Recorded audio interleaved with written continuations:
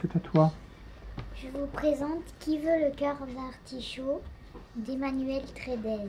Ça parle d'un enfant qui tombe amoureux tout le temps et il a peur de dire aux filles qu'il est amoureux d'elle, donc il va envoyer des lettres anonymes sous le nom d'Artichaut et il y a 4 enfants du collège qui vont enquêter sur qui est Artichaut.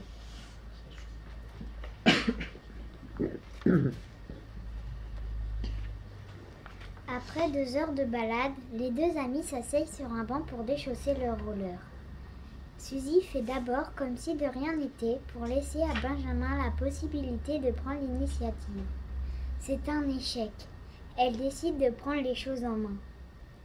Tu sais, Benji, si tu n'étais pas mon meilleur ami et si tu n'avais pas participé à l'enquête, oui, j'aurais pu croire que tu étais le serial lover. Hein? Benjamin manque de s'étouffer. Ben oui, tu as le profil. Qu'est-ce qui te fait dire ça? Plein de choses. D'abord, tu es un bon en français et il n'y a pas beaucoup d'élèves qui seraient capables d'écrire de telles lettres.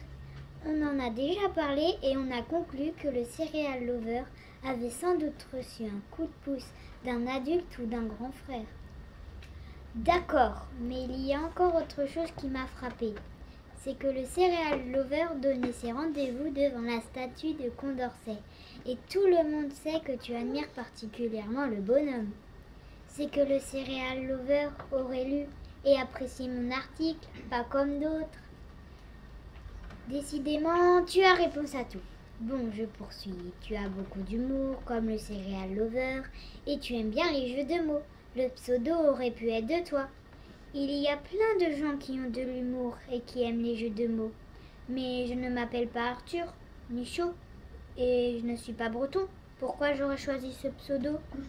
Parce que tu as un cœur d'artichaut. Benjamin garde le silence. C'est vrai, reprend Suzy. Tu ne m'as jamais parlé de tes amoureuses. Mais si tu devais avouer à une fille que tu es amoureux d'elle, tu préférerais sans doute le lui écrire plutôt que le lui dire les yeux dans les yeux, n'est-ce pas? Je ne vois pas de quoi tu parles. Alors je vais te montrer quelque chose. Suzy fouille dans son sac à dos. J'ai retrouvé ça dans ma boîte à trésors. J'y mets des tas de souvenirs auxquels je tiens. Elle lui tend une feuille à carreaux pliée en 4 sur lequel un poème d'enfant écrit à l'encre bleue et encadré de petits cœurs rouges. Lis. Tu sais, Suzy, quand tu souris, je te trouve très jolie. Tu sais, Suzette, je te trouve chouette, même quand tu fais la tête. Ça alors, quand est-ce que j'ai écrit ce poème? En CP? En CE2. C'est marrant, j'avais complètement oublié. Benjamin est pensif. Ainsi, la boucle est bouclée. Ses sentiments pour Suzy ne datent pas d'hier. Et le poème qu'il lui a composé il y a quelques jours est une redite de ce poème de CE2 écrit 4 ans plus tôt. Eh oui, tu étais amoureux de moi à l'époque. La perche est énorme, mais Suzy se demande si Benjamin va oser la saisir. De fait... Est-ce qu'il va la saisir? Très bien. Est-ce qu'il va lui dire ou pas? À la fin. Ah. Merci beaucoup, Elsa. Bon.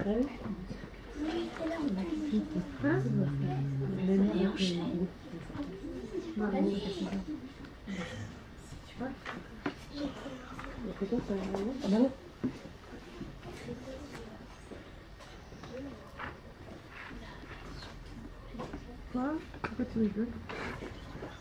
Non, parce que j'ai pas entendu.